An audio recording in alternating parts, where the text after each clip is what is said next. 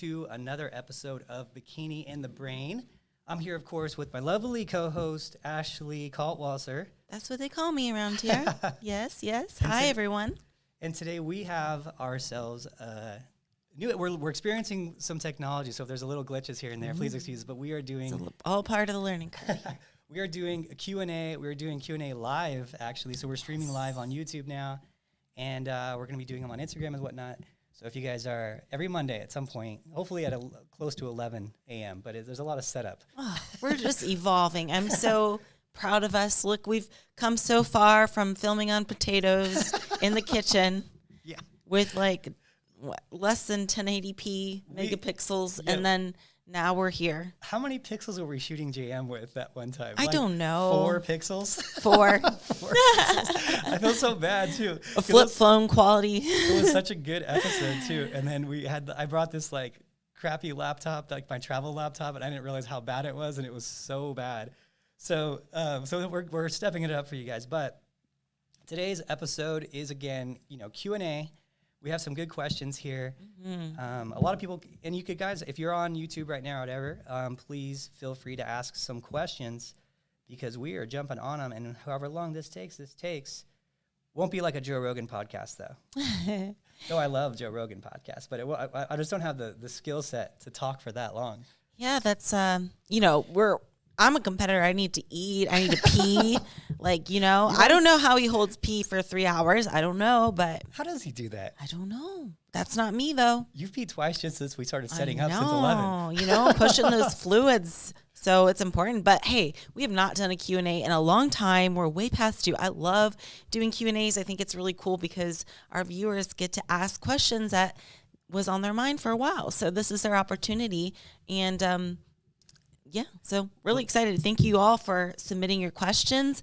I know that I got a lot of good questions, and I asked you guys through my Instagram at Ashley K Fit what questions you wanted us to answer, and same thing for Adam as well. So we got the YouTube questions and we got the Instagram questions, so they're coming in from everywhere. Yeah, so I like these episodes too because it's a lot of them are more directed towards your uniqueness as a competitor, because I think a lot of people want that to be their goal one day, to be able to compete as often and stay as consistent and stay lean. And so you kind of attract that type of competitor who maybe wants to have better off seasons and whatnot. So these questions are kind of cool, and there's ones that I wouldn't think of to ask you too.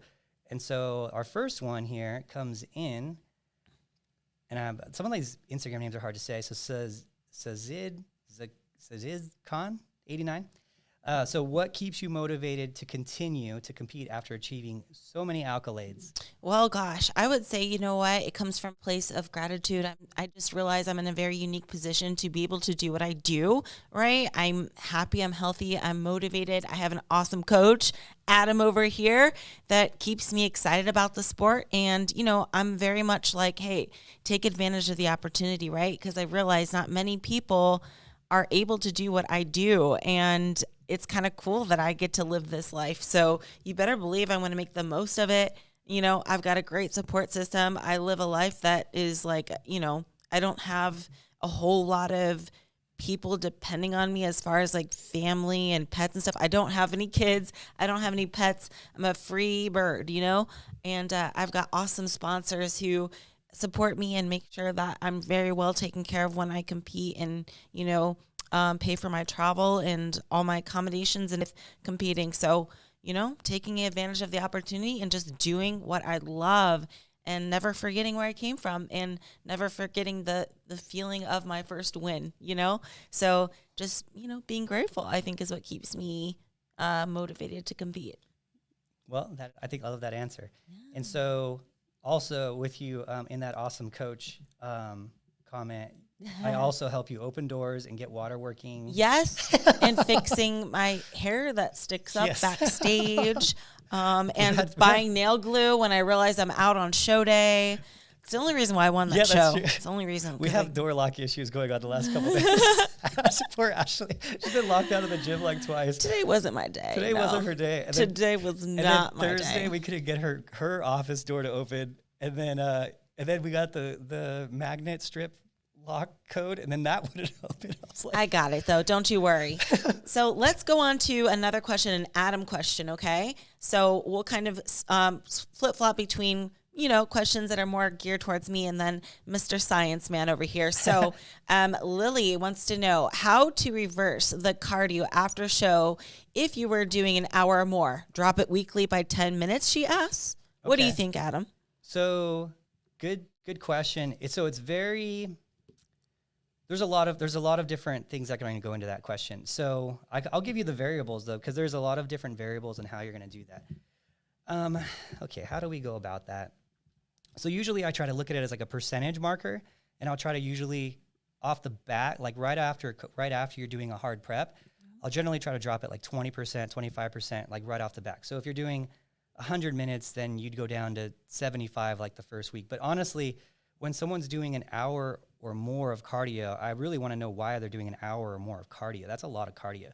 So ideally, you shouldn't have to do more than 45 minutes. Even sometimes, if you can keep your conditioning good, like 30 minutes of cardio for a show. So I would first like to see, okay, how low is that girl's calories? If her calories are really low and she's doing 2 hours of cardio, I'd rather her still do like an hour and a half of cardio, but then get her calories up. That's the critical thing, is getting her calories up. And that's going to come priority over lowering the cardio, because you can't just raise the calories up and lower the cardio if someone's in this crazy state of really, really high cardio and really, really low calories, because you're just asking, I don't think anyone should have to prep like that, period. But if they do prep like that, if someone does prep like that, and you raise their calories and you cut their cardio, 50% right away, you're pretty much asking for them to gain body fat back at a pretty rapid rate. So for me, it's always like keep them lean, and whatever makes sense to keep them lean first. But okay, so let's give this terrible scenario. Let's say 800 calories and 2 hours of cardio, right?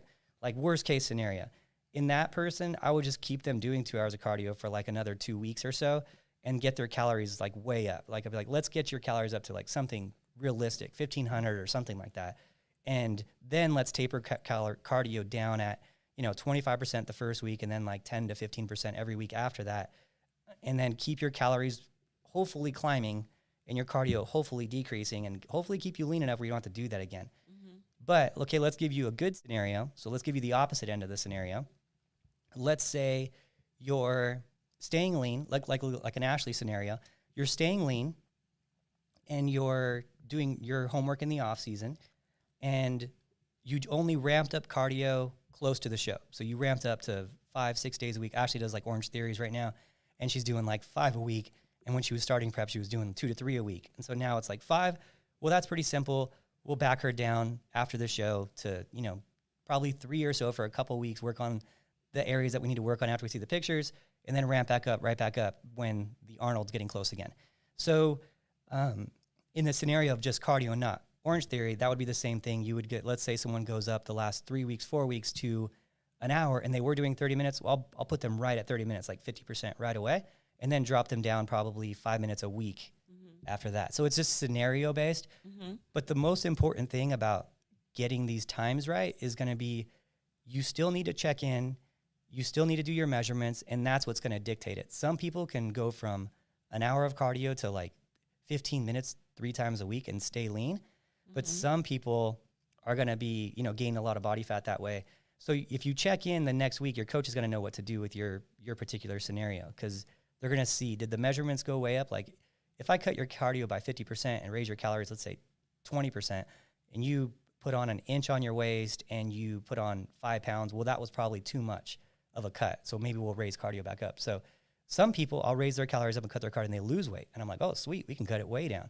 So you just still need to keep checking in. That's really the main answer. Okay. And then also I wanted to hit this question on YouTube because it's a really good question. And it actually complements the question that you were just asked. The Silver Lady Who Lifts asks, when prepping someone for a show, do you tend to lower calories versus adding more cardio? And when do you incorporate refeeds? Thanks in advance. So very complimentary to the question that you were just asked, and more focusing on refeeds and what your thoughts on refeeds are. So first off, on refeeds, you have to look at the purpose of the refeed. Like what are you trying to accomplish with the refeed? So if you're in prep and you're, let's say, I guess it's just scenario based on like the people that you have, you know? Do you have an Ashley with a really strong mind who's been doing this for 3 years and he doesn't really need a cheat meal? So in that scenario, you're going to do it strictly for the benefit, right? Maybe she's a little flat. Maybe you need a spike to the metabolism. Maybe, you know, you're seeing her strengths go down in the gym and she just needs a reload. Maybe you want to give her a killer leg day, and you want to have her do the carbs like pre-workout to give her like a super intense leg day or some big muscle group day. That would be the only time you would like want to do it for someone in that scenario. Now, let's say you have someone who has not such a strong mindset and is a little bit more likely to have a cheat on their diet if you don't give them something once in a while. And there's nothing, and just sort of to throw that out there, there's nothing wrong with that. Everyone's going to be different on that. I don't expect, we talk about this a lot. I don't ever expect my clients to be as hard as Ashley because I'm not as hard as Ashley and I'm pretty dedicated. And so this is 3 years of Ashley being consistent what's gotten her to this, like that state where she's super dedicated, and no one really starts there. So just to throw that out there for people who feel like, oh man, I'm never going to be like that. You could, if you wanted to continue and compete at this level, you could. You just have to train yourself to do it, just like you train your muscles to get bigger. So if I have that client who like checks in and then I see her every 3 weeks, she's like slips on her diet, maybe every 6 weeks she slips on her diet, and that was off season. Well, in season, I know I'm going to need to give this girl more refeeds, right? And so maybe what I'll do is I'll lower her calories a little bit, lower than where they should be, knowing that I'm going to get these refeeds later on in this programming. So I'll make up for it, and I want to make sure that we are pushing the calories a little harder to create the room to have these refeeds more often. And then the refeeds mentally make her stronger. They make her feel like she's not cheating on her diet so much. For some people, it might be once a week. You know, like for an example, I might give a small bikini competitor 1,800 calories once a week to eat whatever she wants within those 1,800 calories. Mm-hmm. But I do make the agreement with her, say, hey, because of that, just know that your diet's going to be about 250 calories lower every day to afford that. And that's what you're sacrificing. So do you want 250 extra calories of clean food every day, or do you want 250 calories less food every day and one crazy meal once a week? What do you prefer? What's going to have you, and the right answer to that is whatever's going to keep you sticking on your diet. A good diet is one you can stick to. That's always the answer. Right. So there's the scenarios, you know, but science-wise and like when you want to spike the metabolism and all that, I mean, honestly, the benefits of it aren't like crazy to the point where you're going to make or break someone into prep. They're helpful, but it's not like, oh my gosh, if we don't do that, we're not going to, you know, be successful. So some people just prefer more food every day, and I'll just give them that, you know? So my question for you, and this is a question coming from Ashley K. Fit. With what you just said, do you think that there also could be a benefit, perhaps a purposeful refeed day around maybe a lagging body part or maybe a heavy leg day, like knowing that like I'm about to burn so much calories with this leg day and I need a lot of energy, maybe more carbs than usual for this leg day because I really need to bring up this body part or whatever. Do you find that maybe having a refeed day structured around that training day would be beneficial? Maybe not necessarily for your mindset, but for the actual effects for training purposes. Yeah, absolutely, actually. And it's actually something I've switched to kind of recently. What I used to do with people who had this refeed day, I just kind of put it on their menu plan. And I still do that for some people. It just depends. It depends on when they work out is really what it depends on. And so if I have people that work out in the morning time, and I'm like, hey, you work out your legs on Saturday, and let's say they have like a good workout partner or a boyfriend who's a bodybuilder, and I know this about them, I'll say, you know what I want you to do is I want you to have your cheat meal on Saturday morning. I want you to go out with your boyfriend, have some pancakes, 1,800 calories worth, right? And then I want you and your boyfriend to just train legs like crazy. Like, just have a good time with him or her, your friend, whatever, your workout partner, and crush your legs, and don't even follow the plan like that I have written out for you. Follow the same, like, you know, work your glutes just as much, work your hamstrings just as much and more, but just crush it. You know, just use those calories to crush it like 2 hours after you work out, after you have your cheat meal. Because the energy, I feel like a lot of times people do the cheat meal wrong. They'll do the cheat meal like Friday, Saturday night, like after they've worked out, and they're like, well, it helps with recovery. The cheat meal, you're at that point that you're eating the food in the cheat meal like 3 hours, 4 hours later. Like you've already had your post-workout, recovery's already started. Of course, it's going to help. It's more food, but you should already have that covered in your post-workout at that point. But the energy you can have during the workout is way more important than the post-workout 4 hours later, when you can just have a protein shake and some carbs after and have essentially the same effect. Right. So yeah, no, I think that's a huge thing. It's a good question. And I think it gives I think in prep, these little moments of freedom kind of give you a lot of motivation, and and it's something to take into account. You know, if you can, if let's say a bikini girl who's a little newer to bikini and is having a little bit of problems with sticking to the diet and staying with it because it's so hard, and it's like, you know, they're asking themselves, do I want to do this forever? It's so hard, and like, if you give them that day of freedom, like, the prep is just so much easier. And if that's what it takes, then that's what it takes. There's nothing wrong with that. So, you know, if you guys need that, and let's say you're training with me or Ashley or one of these coaches, you let us know. We could try to make the adjustments. You might have to sacrifice some calories throughout the day to make it work on other days, but it's definitely doable for most people, for almost everyone. So. Definitely. Yep. I see there's two sides of the spectrum with that. You know, I think there's the people that actually don't want a refeed or cheat meal because they feel like once I have a taste of something that's maybe a little bit naughty, they're going to like spiral out of control, right? And they're going to want more and more and more. But others can handle it nicely and actually motivates them to, you know, train even harder in the gym, knowing that like, yeah, I just got my cheat meal. I'm ready to go, or, you know, or I earned it for this week. So however you want to look at it. Yeah, no, I'm of the same thing too. And there's a lot of like scenarios, and like any industry. So any industry you have that is body oriented, you know, like body, like focus on the body, like fashion, like a fashion model or something like that too. Like you always run into the people who are most conscious about their bodies. And so you do run into the most people who have had eating issues before. That's just, it naturally draws them in. Any body related sport or body related anything will draw those people in. So you have to also look at who it makes sense for. You know, if someone had like an eating disorder where they would like binge all the time, maybe the cheat meal isn't the best thing for that person. Maybe that it triggers them or something, you know? Right. So, but if you know, so it's just so different per person. And you have to be honest with yourself of what you can handle and what you can't. You know, I have a few pros, and some of them like the cheat meals, and most of them are along the lines of, I'll just eat extra rice and chicken, you know? And it's just kind of, you know, it's just person by person, you know? So Totally. All right. What's our next question, Adam? Well, let's see here.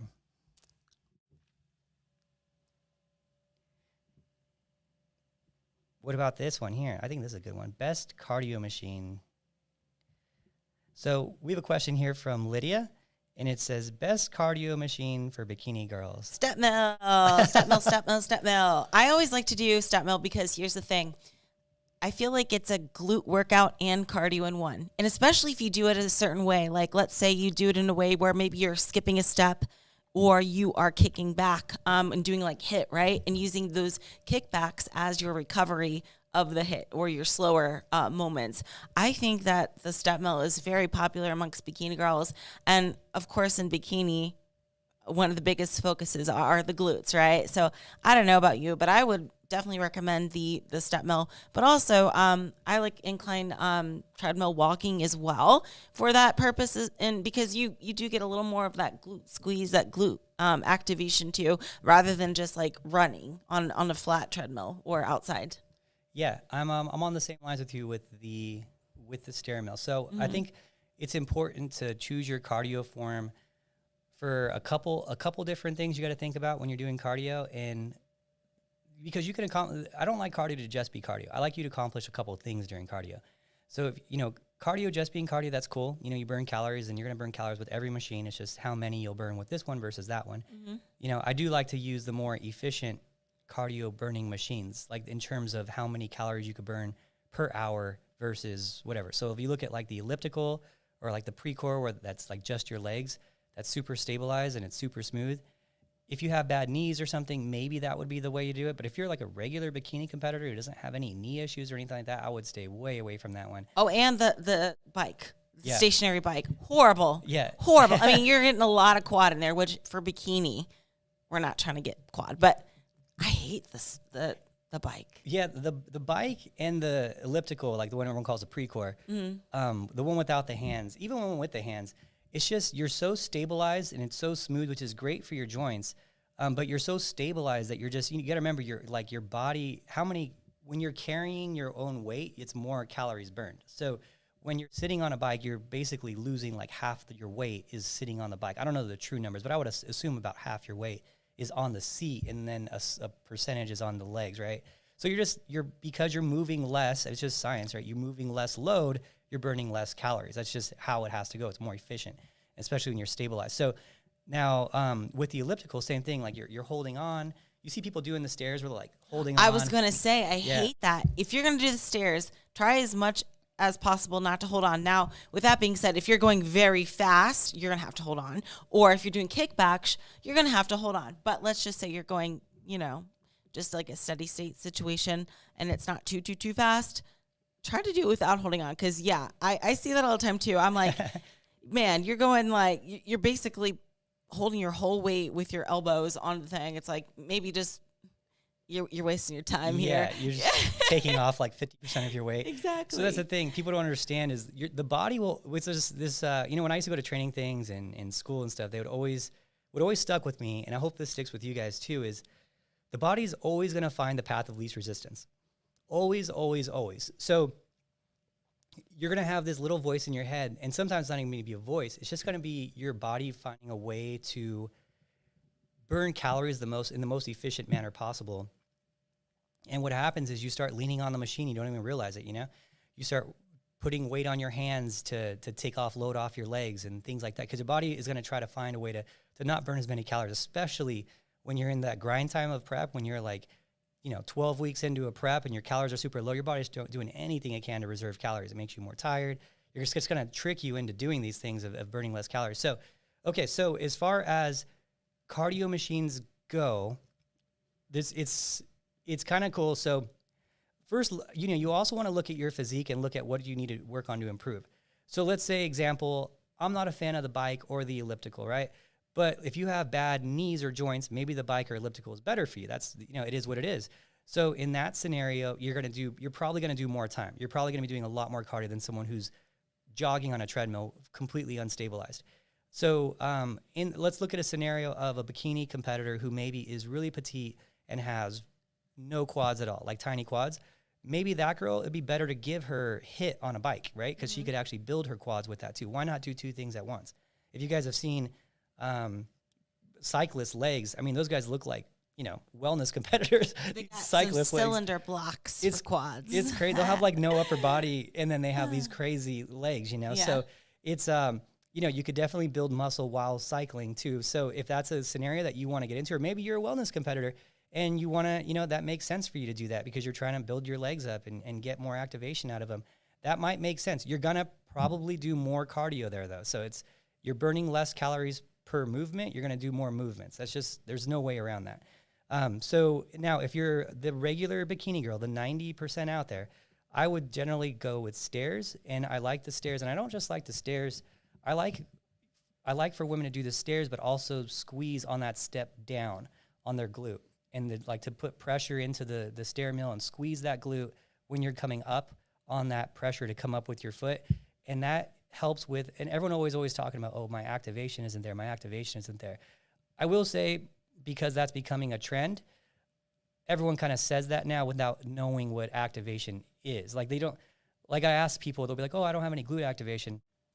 And I'll be like, okay, define glute activation in terms of you feeling it versus what you're getting right now. And they'll be like, well, I just don't feel it that much. I'm like, well, have you ever felt it more? And they'll be like, no. I'm like, well, then how do you know that you're not at your maximum ability of glute activation already? And then they just have no answer because it's a trend. Everyone's saying they don't have glute activation right now. But let's say you don't, right?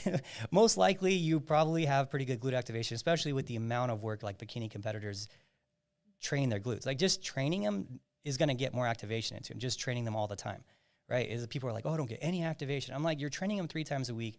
You're doing movements that like you couldn't physically do without any glute activation. So therefore, if there's some glute activation, there's better glute activation now than there was when you started. It's just not possible any other way, right? It's just, it would be a very broken person for that to be the case. Like it just doesn't happen.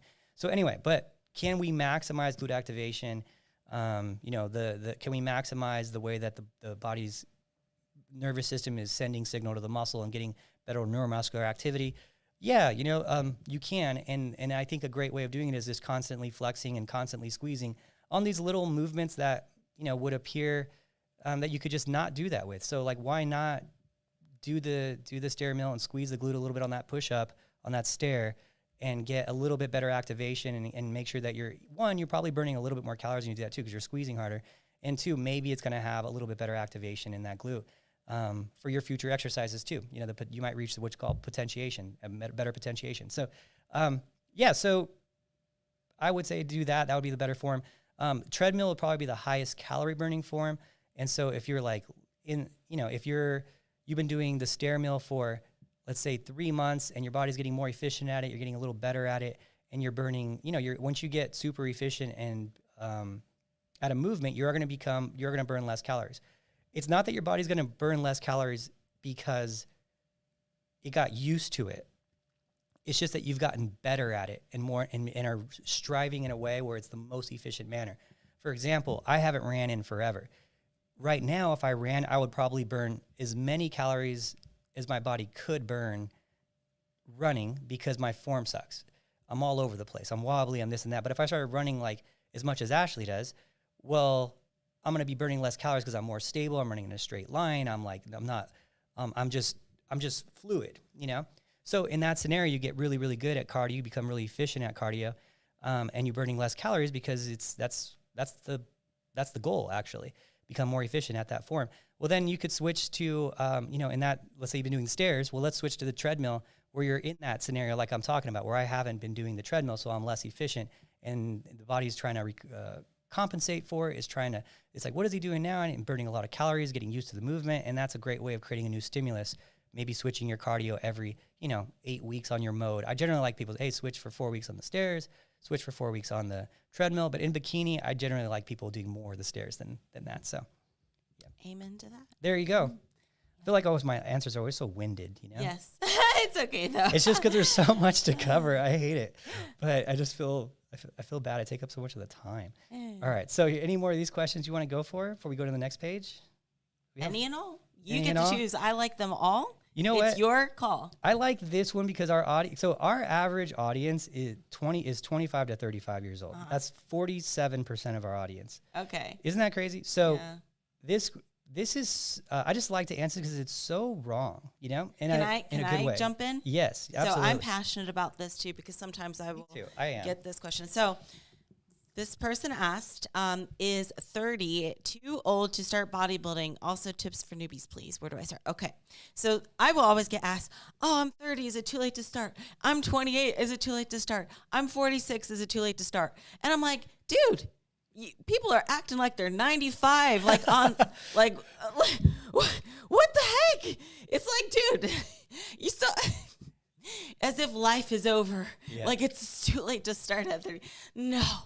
Absolutely not. Like, gosh, it's, I don't know. I don't know why people get this idea that, like, it's so old to be 30. I don't know. Because the way they're asking, you'd think that they're, like, need a cane to walk around and have white hair and wrinkles. And, like, we're not 90. We're not talking about 90. Then we have something to talk about, right? But 30, yes, of course you can start bodybuilding. Yes. Of course you can start.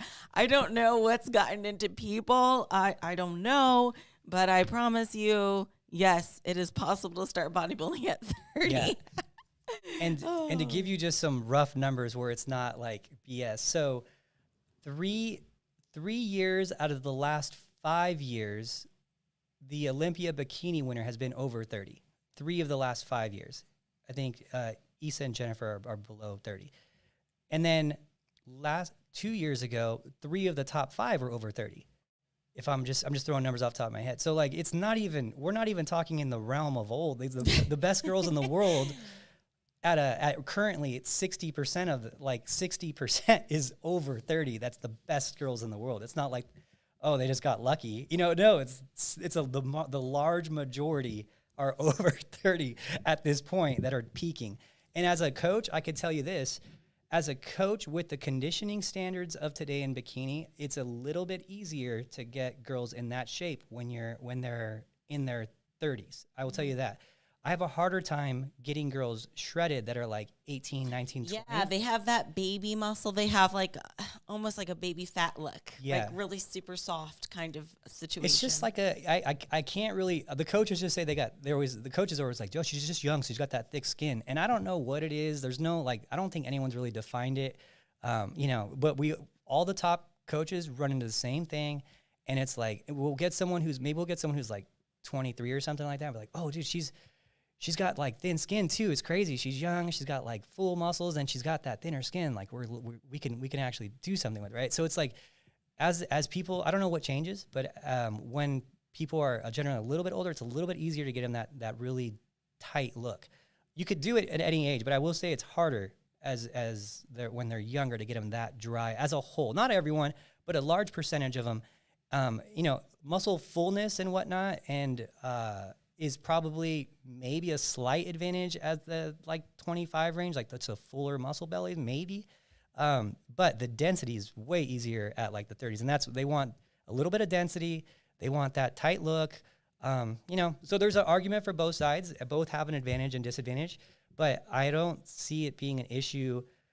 And the other thing is too about bikini, we don't know the age.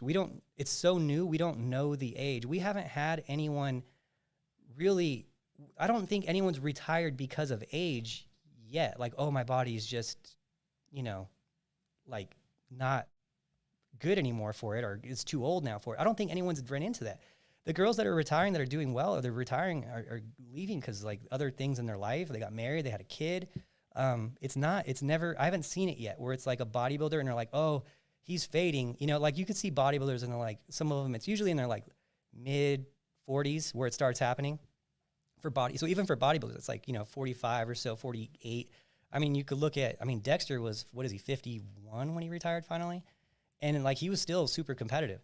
But you'll start seeing it in bodybuilders where their legs start getting smaller and they just can't keep the size anymore. And it's always their legs that starts with.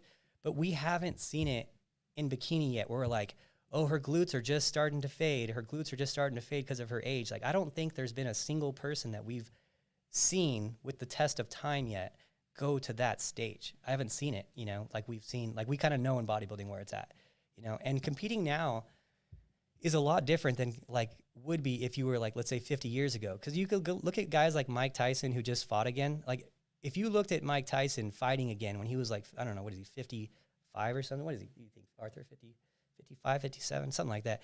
Like if you thought about a guy fighting at 57, 40 years ago, you'd be like, that's crazy. That guy's going to break his jaw. It's just not what happened, right? But we can go to the doctor. We can look at our hormones. We can make sure everything's still staying where it needs to. We can make sure that everything's optimized, that our growth hormone levels don't dip to absolute nothing. We can take supplements. We could do these things and it keeps us younger, which keeps you able to do these things longer. So I think people have a lot of old mindset with that of like, this is 1960s and you're going to fade at like 30. You're not going to fade. We don't even know how old you're going to be till you fade. I mean, you have people that are in their 40s doing good. I saw one bikini pro. She got second place at the Chicago Pro a few years ago at 49 years old and was turning 50 the next week. And I'm not talking at a Masters Chicago Pro show. This was open Chicago Pro show, 28 girls, probably 20 of them were 25 to 30, and she beat almost all of them. And the girl who won was like 36, I think, that year. Mm-hmm. So it was like... And the Tahoe show, remember that one too? I was like the youngest out of the top 6. Yeah. Like, that's crazy. Yeah. Yeah. And I don't know. Yeah, I don't know Erin's age. I think she's close to 40, something like that too. And she's doing really good still. So it's like, yeah, it's, you're good. You're fine. Yes. And I will address the second part of her question. Also, she asked, tips for newbies, please. Where do I start? So I would say you can start by researching the sport and really getting to know it. And great thing is YouTube has a lot of great content that you can kind of learn from, and even visiting a local show to get the vibe and just to see it all in real life. But, luckily there's so much information out there that you can do your own research, okay? And npcnewsonline.com is a great place to look up shows so you can see what the girls are looking like, how they're posing. You can watch videos all day long about it. We've got a lot of tutorials out there about, posing and just tips for rookies and stuff like that. But I would say first and foremost, it's important to get to know the sport, see how it works, what are they looking for, and then you can, go through the process of looking into hiring a coach and seeing what that's all about, and they should kind of take you from there. But just become aware of what's needed to compete in the sport. And 10 years ago, there wasn't as much information out there online, but now it's like everywhere you go, you can just type in NPC Bikini and find so much information out about it. Yeah. Yeah, it's really nice now. I mean, the learning curve of how it used to be versus now is like is totally different. So, okay, let's go to another question here. Let's go to our next block of questions here. I guess I could have got that ready, right? I'm still learning how to be good on this stuff. So professional. Okay, so next. Is it the same one? Here you go. Just ask one. Cool. All right, so next question.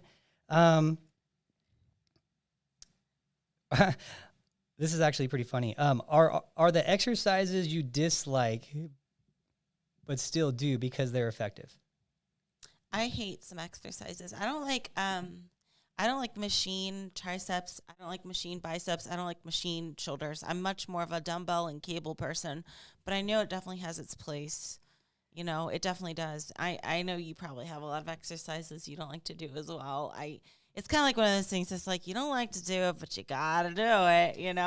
I'm much more of a free weight and cable person than machine when it comes to upper body stuff. I was always told the exercises that you don't want to be doing are most likely the exercise you need to be doing the most. Mm-hmm. That's always kind of like, the rule of thumb. You have a weak body part because in that area because you don't like doing the exercises. Therefore, you need to do those exercises, and you're just not doing those exercises because you don't like them, and that's why you have a weak body part there. And it's like that's always kind of like the rule of thumb. And and you see it. You'll see it a lot on guys at first, especially, and you'll see it on bikini competitors too.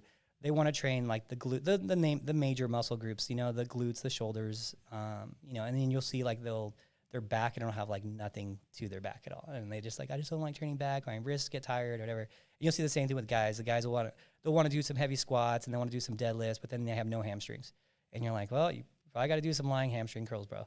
So it's like that's that, and they just don't like doing it. So that's like a pretty funny one. So Ashley, let's get a health update from you.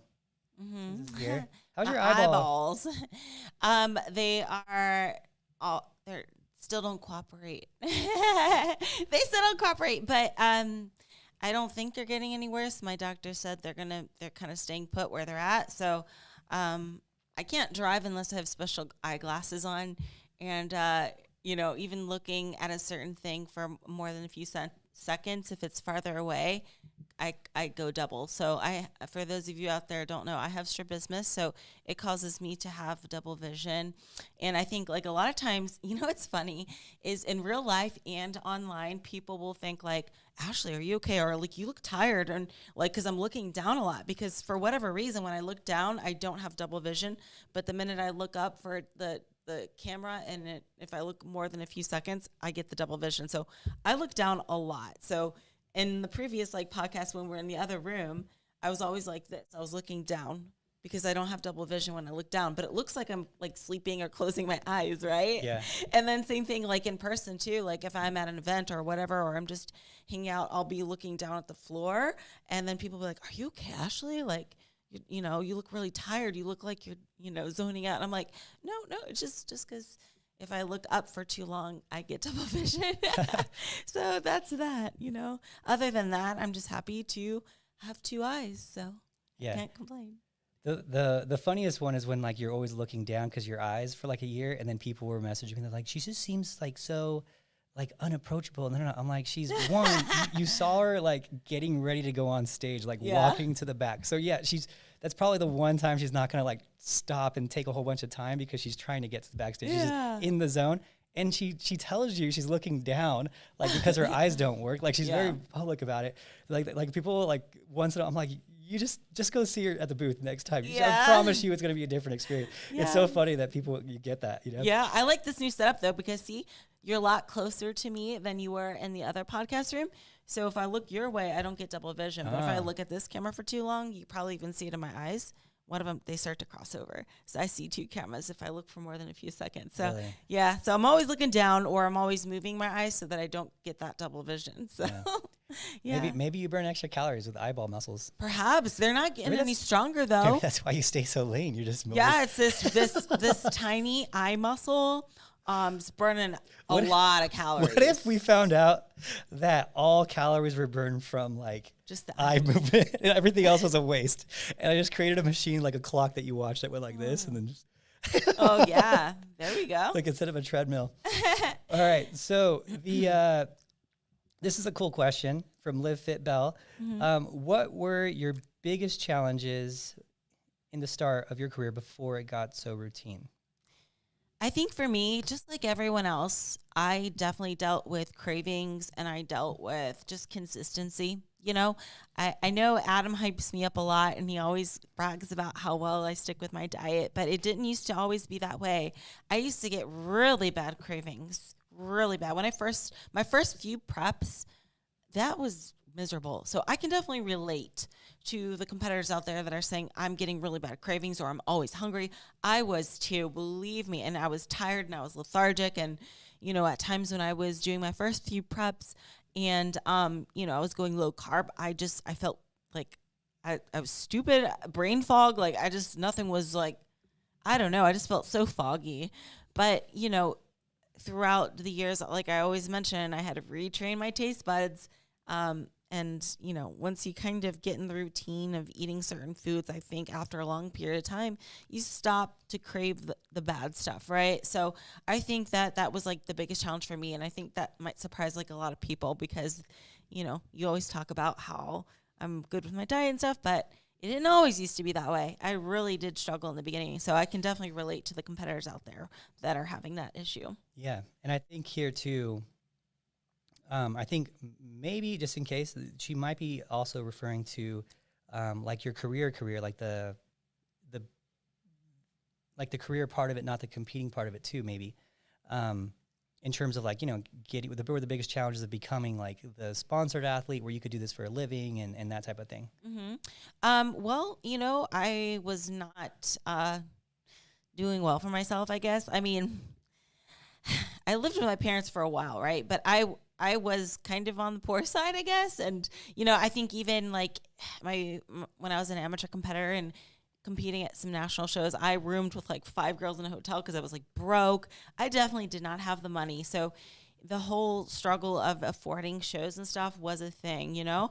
And then luckily, as I got more successful with the competitions and I turned pro and I was successful as a pro, I started getting noticed by other companies and other opportunities starting to pop up out of nowhere. And I quit my bartending job. So I was bartending there for a while until I won the Olympia and then I quit. But, you know, bartender's wage in Ohio, it wasn't popping. You know, it just was not popping. I would work maybe 3 times a week and sometimes 4. And if I brought home $100, that would be a good night for me. So I was not making the money I do now, that's for sure.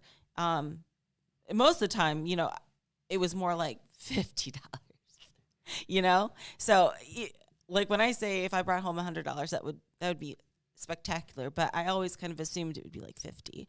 So I was not very wealthy at all. And I, you know, definitely it was a lot to afford the shows and tanning and everything. It's expensive. So it's tough. So it's just less shows basically and more local shows and that type of thing. Yeah. And it just really, I don't know. I really tried to save and just spend my money on the competitions itself rather than other fun activities and items. Everything, like I made almost all of it went to competing. That's cool. The dream. Yeah, but it's all worth it now. Yeah, you know, totally. It paid off. That's the same thing with on my end of it too. People, I'll get the same question a lot too. Which is really cool, and it is an honor. I never want to discourage anyone from wanting to do what I do, of course. But I get that question all the time, like they're like, I want to be the next you or the next, you know. I'm like, well, first make sure you want that, because you need to know what goes into it. But understand that it took, like I always say, it took 13 years for me to become an overnight sensation. And so, you know, you need a lot of dedication, a lot of commitment to the job. And I really do think that if you're not passionate about it to the point where it kind of consumes you, and that's the part I struggle with, but if you're not passionate about it to the point where it consumes you and you're thinking about it all day long, like it's really hard to make it as that. So this really needs to be something about passion, not about business for you, if that's something that you want to do. Mm-hmm. For me, I actually have a harder time dealing with not being able to not think about it than anything. And that's where I get mentally like tired. You know, I'll be like, man, it's just like, I wish it would turn off sometimes, but I also realize that's the only reason I'm so good at it. So it's like it's a double-edged sword, but I love it. I wouldn't have it any other way. Mm-hmm. But it's like, it does take a lot and takes a lot of sacrifice, and you have to be willing to give everything for it. You know, I was telling someone the other day that, like, the story of getting the prep center, like I had to sell everything. And then, you know, like you have to be willing to sacrifice to accomplish those dreams, whether it's like on the coaching side or on the athlete side. She's sacrificing going out with her friends and having money to go to dinners and things like that. You know, for on the coach's side, I was like, you know, putting pretty much every penny we made for years and years back into the infrastructure of it. And like, this was like the first year we didn't have any, like last year was like the first year we didn't have any like real bills, where I was like, everything's kind of done, you know, like there's nothing else to like build. And so it was kind of cool to like reach that stage, but yeah, we're talking years and years in. So I would say just keep your eye on the prize, keep your foot on the gas, and make sure this is something you can do long-term, which means you need to be passionate about it. Mm-hmm. Because the people who aren't, they realize how hard it is, and they burn themselves out really quick. They don't, you see it, it's like a 2-year thing, and it's like, it was always a money grab for them. It was never like, I could probably make this much money if I did this. And I'm like, if you're even talking about that, I already know where this is going to go, because it's too much. It's too hard. So like, it's just nonstop, you know? So anyway, so yeah, that would be, I guess those are the struggles on my end too. Mm-hmm. But I love it, man.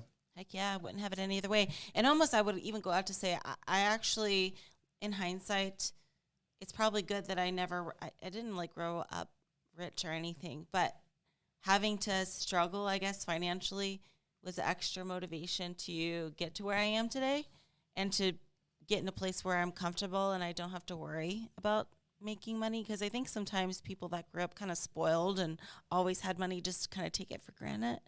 But for me, I'm just like super appreciative for every free thing I get, you know? Free tanning, oh my gosh. Free this, free protein bar, I'm like very appreciative. So there goes the gratitude again, right? So I think, you know, looking back on it, I wouldn't have it any other way. And even though it was a hard journey to get to the point to make this my career, it was worth it. Yeah. Looking back on it. Yeah, it is kind of fun too. Like, you know, I think about the times where it was like the hardest.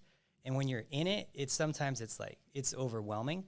But when, like, there was a couple of times where it was like so much. Like when I still had to do my check-ins and my regular stuff, and that's always priority over anything in life. And so I would do, 6-8 hours of check-ins, and then I was like, I ran out of money, so I was remodeling the prep center myself. I was tearing things down, and like I was doing construction. So I'd work till like 4, and then I would go from 4 to like 8 or 9 working on the building itself. Right. And it was like months like that. And I was like, man, this is never going to get done. This is never going to get done. I never, I would make, whatever, 20 grand and give it to the construction guys. And that would get me another week of work, right? Type of thing. And I was like, got nothing done with that. It was so hard. But those times when I look back on, I was like, man, those really made me mentally be able to endure anything I face now. Totally. Like if Ashley wants to do a show in Texas and then in Tahoe the next day, right? I'm like, whatever, it's nothing now. Or, it's like you can find a way to still manage everything now, because I did it then, and that was like boot camp for boot camp for the brain of like making things, or, you know, because usually if Ashley does her show, there's going to be someone else doing another show this next weekend, and it's like nonstop, and it adds up. But now it's like, it kind of trains you. All the hard stuff trains you. And then when I think back of like Tori, who helped me get like from, like, she was like my first like main assistant, and how she kind of put me under pressure to do that. It really, like, I was like, man, I'm really happy she did, because like the story of Tori was, she was like, do you ever need an assistant? And I was like, yeah, I think I could get one now. And I didn't have that much work for her. I was just like, it would just help a little bit to have her help on like Thursdays and Fridays for, you know, 6 hours or so. And then she was working at a restaurant, and this is like 8 years ago now. And I told her to tell her boss, I was like, yeah, just tell your boss that you just need to have Thursdays and Fridays off until like 4 o'clock. And then after that, he can schedule you, maybe even 5 or whatever on Thursday and Friday. And then she's like, just nonchalant. And she didn't tell me. She's like, oh, I already quit. And I was like, what do you mean you quit? I was like, I don't have enough to give you. Like, I don't have enough. I was like, and I was like, man, this person like depends on me now, like for income. Like, she quit her job. That's crazy. Like, it's a crazy responsibility, you know? And then I was like, okay, I need to make sure that she's having a good life now. And I need to make sure I'm working harder to make sure she does. And that initial like discomfort she put me through, because I didn't tell her she put me through discomfort. I just wasn't prepared for it. It made me like find a way. And then the next thing you know, now she's crushing it, of course. But like, it made me, okay, I need this person's responsible for me. She's a full adult. It's not like she's living a real life. She's got an apartment. Like, I need to make sure she's having a good life, you know? And so it made me like, okay, how do we make this work? And I think that it was a cool scenario of how the evolution kind of happened, but it kind of like started at that point of like growth. And then it was just craziness from there, you know? So it's cool how, you know, people can come into your life and then make you better, even when it wasn't really the intention of that, you know? And Ashley, you've done that with me too. You know, you've definitely made me better. And so it's a cool thing. So I think that that's another part of it, of like becoming successful, is making sure the right people are in your corner. And I definitely am really lucky with the people we have in our corner. Yeah. We got a crazy team. Like, our group of coaches. You picked some good ones, Adam. Yeah. You've got a thing for picking the good ones, because I noticed that all of us here at Team Elite Physique kind of are all on the same page with mindset and everything. I feel like we're way less flaky than most people. Yeah. I mean, you have to. You know what I mean? Like, very reliable group you got. We do. Very reliable. Yeah. And I think it just weeds itself out. If like you kind of, it's a tough place, you know, like it's a tough place. The standards are really high here. You know, I always tell everyone, like, you know, Tori and Sam kind of give everyone the intro, you know. I don't give them that intro, but they're like, Adam's really great. And I've heard this from a couple people like later on, but if you ever seen like the TV show, like Hell's Kitchen, like how Gordon is very particular about certain steaks and like how they go out, he's like that. He just wants it to be perfect. But if you do it, no problem. You know, just don't burn the steak. Don't burn the steak. Yeah. And you're gonna be fine. You know. And they was like, okay. Yeah. But I'm like, yeah, you guys are doing it right. It's great. There's nothing needs to be done. You know. So I think you've got. You know what I think it is. What kind of sets us apart is like we've all competed or are currently competing, and we've had podcast episodes before where we've explained how being a competitor kind of breeds a certain personality, right? Yeah. So that could definitely have something to do with it as well. But yeah, you picked some good ones. Yeah, I gotta say. Yeah, we'll see. We'll see what the future brings. But I'm really happy with how it is. If it stayed exactly like this forever, I'd be the happy. I'm beyond at my level of what I expect of what we would accomplish as a group. We're already there. You know, we're already there. There's a couple cool things that we could do. You know, it'd be awesome if, you know, we could.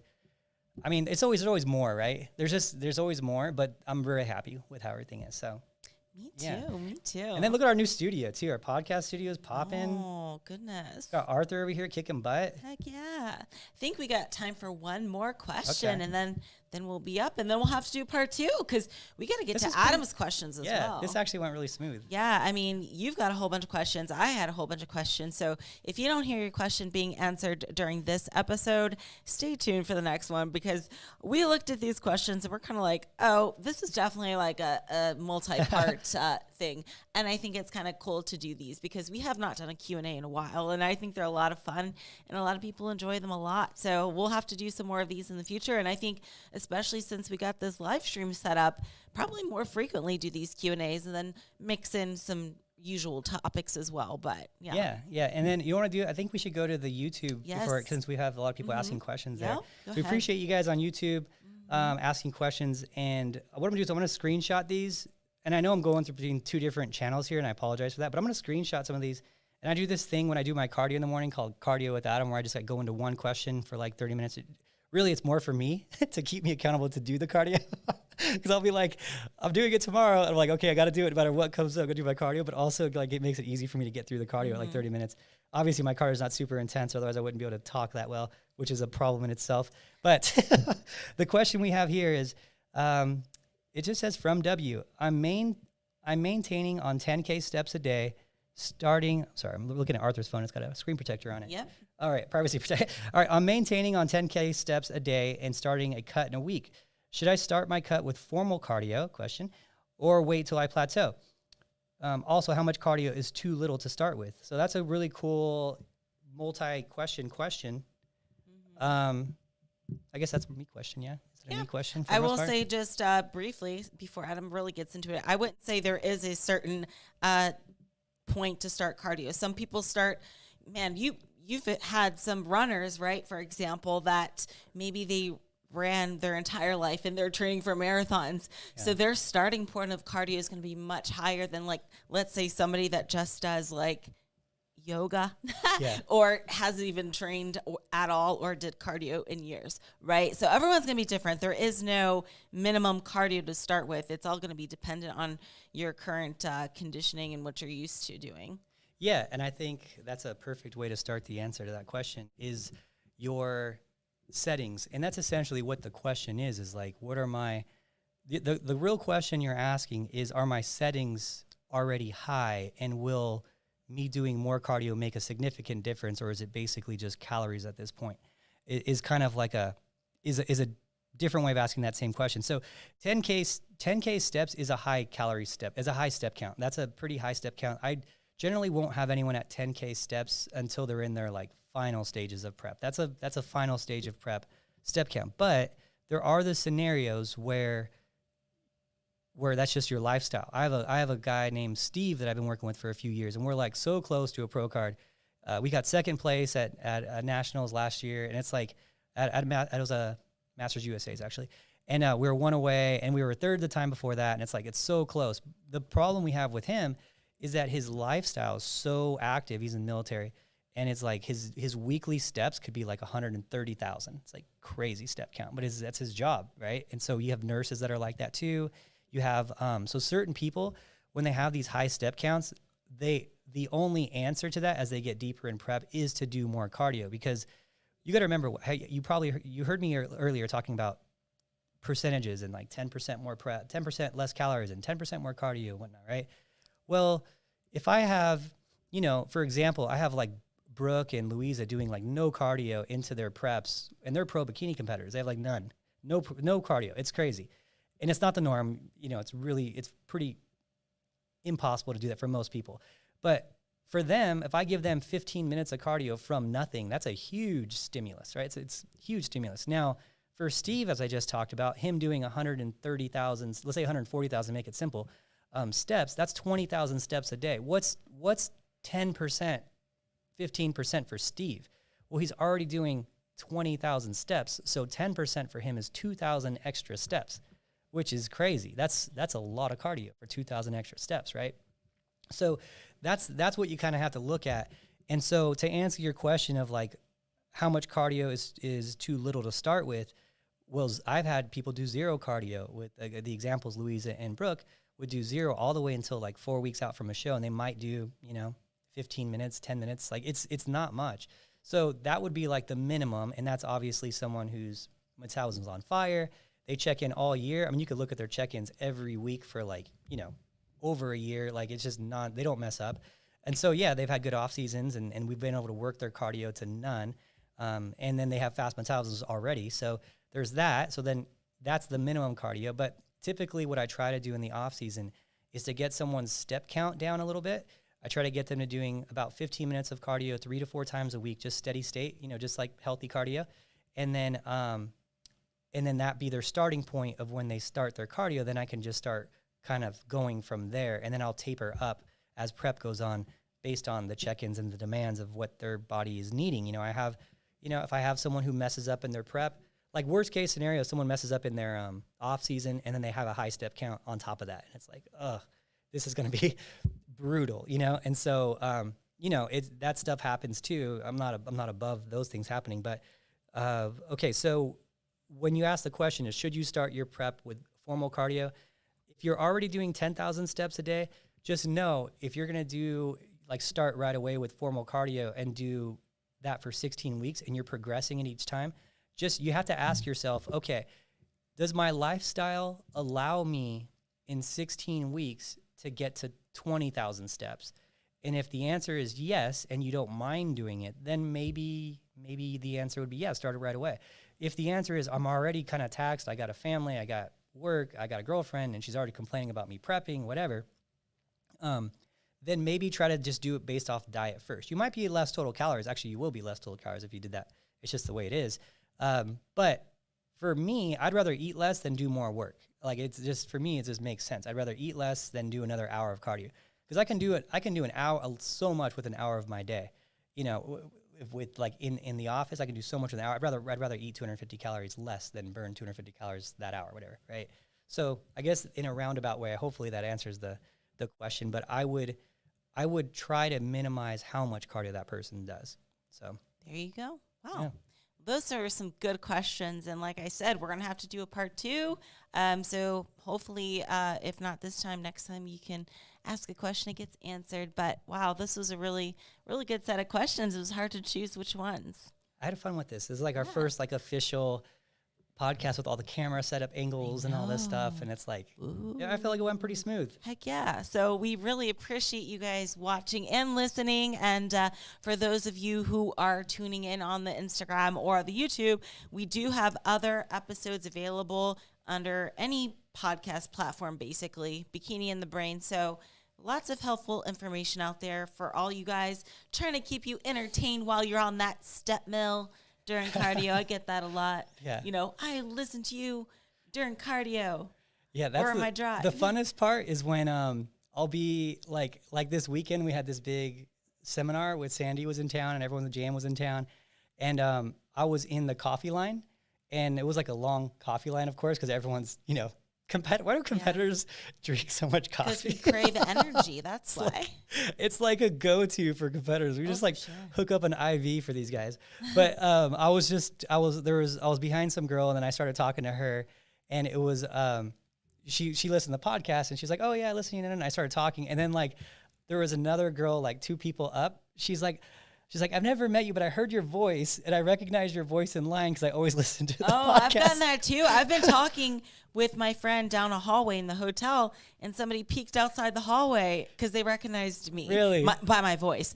Isn't that cool? So, yeah, that is kind of cool. It's kind of fun when that happens. You're it makes it worth it for sure. You're oh yeah, everything makes it kind of worth it. Mm-hmm, so totally. Anyway, with that being said, that'll be it. Thank you guys so much. Join us next week for podcast number 2. If you're on YouTube or Instagram, it'll be around 11:30, I imagine, right around that time. Just to set up, and sometimes it's different. Hopefully it's faster. Yeah, hopefully it's 11. And that's Pacific Standard Timing, by the way. Yeah, so keep those questions coming in. We'll always try to get to them. Thank you guys so much Thank you for watching.